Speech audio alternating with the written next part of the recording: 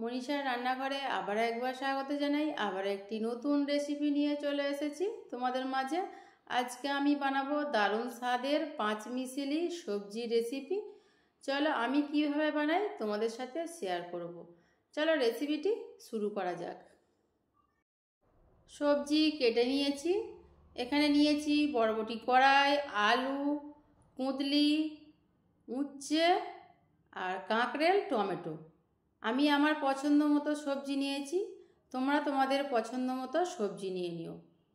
গ্যাসের ওপরে কড়াই বসিয়ে দিয়েছি। কড়াই দিয়ে দেব পরিমাণ মতো সরষের তেল। আমি বেশি তেল ব্যবহার করব না, অল্প পরিমাণে তেল দিলাম। তারপরে দেব শুকনো লঙ্কা, তেজপাতা। শুকনো লঙ্কা তেজপাতা কিছুটা সময় নাড়াচাড়া করে ভেজে নেব।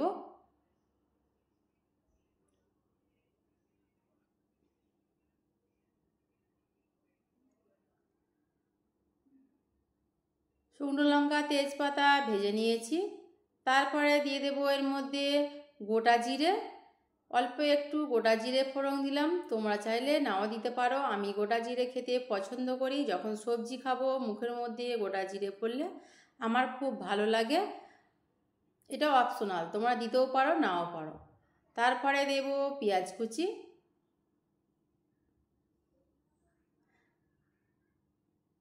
পেঁয়াজ কিছুটা সময় নাড়াচাড়া করে ভেজে নেব। বেশি লাল করার দরকার নেই, আমি যেহেতু এর মধ্যে সবজি দেব, হালকা করে ভেজে নিলেই হবে।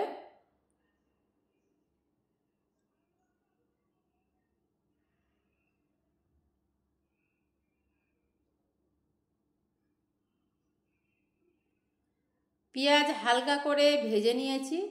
তারপরে দিয়ে দেব এর মধ্যে স্বাদ মতো লবণ আর দেব হলুদ গুঁড়ো। আবারও কিছুটা সময় নাড়াচাড়া করে মিশিয়ে নিতে হবে।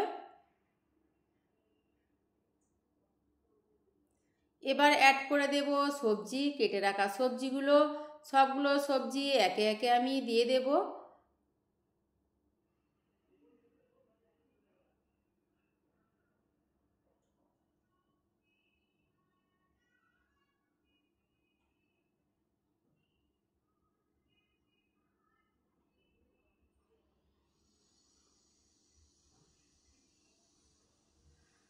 সব সবজি দিয়ে দিয়েছি কড়ার মধ্যে। নাড়াচাড়া করে কিছুটা সময় ভেজে নেব। এখন আমি পানি অ্যাড করব না, সবজিটা কিছুটা সময় তেলের সঙ্গে ভেজে নিতে হবে।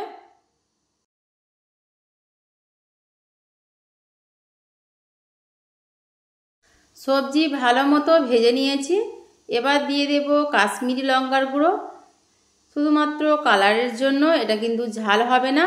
তারপরে দেব ধনে গুঁড়ো। সব কিছু ভালোভাবে কষিয়ে নেব।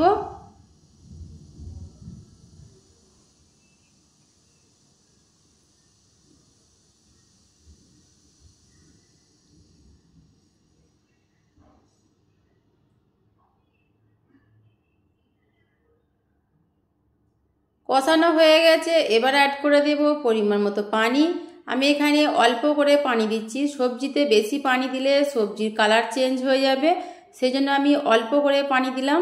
সবজি একটু কাঁচা কাঁচা খেতে আমার বেশি ভালো লাগে, সেই জন্য আমি অল্প করে পানি দিয়েছি। তারপর ঢাকা দিয়ে দেব। ঢাকা দিয়ে হাই হিটে রান্না করে নেব। সবজি রান্না করার সময় গ্যাসের ফ্লেম লো করা যাবে না, গ্যাসের ফ্লেম হাই হিটে রাখতে হবে, তবেই সবজির কালার ঠিক থাকবে। ঢাকা খুলে নেব, খুলে আবার একবার নাড়াচাড়া করে মিশিয়ে নেব।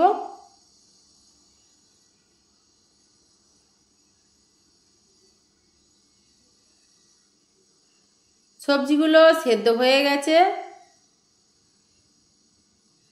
আরও কিছুটা সময় নাড়াচাড়া করে নেব। এখনও কিন্তু সবজি রান্না বাকি আছে, এর মধ্যে আরও কিছু মশলা আমি অ্যাড করে দেব।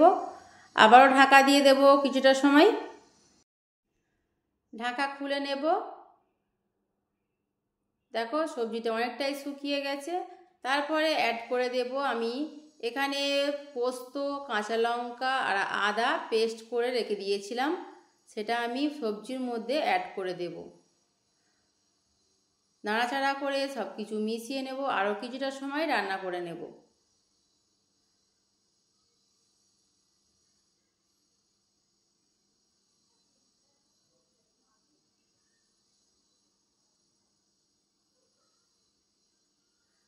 তারপরে দেব অল্প একটু চিনি।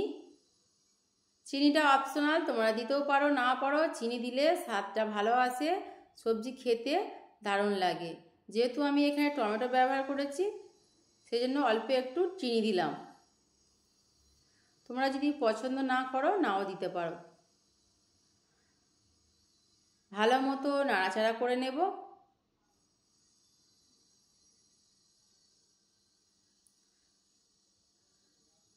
এই সবজিটা রুটি, ভাত, পরোটা সবেতেই খাওয়া যাবে, দারুণ স্বাদের। নামানোর আগে আমি এখানে 1 চামচ ঘি অ্যাড করে দেব।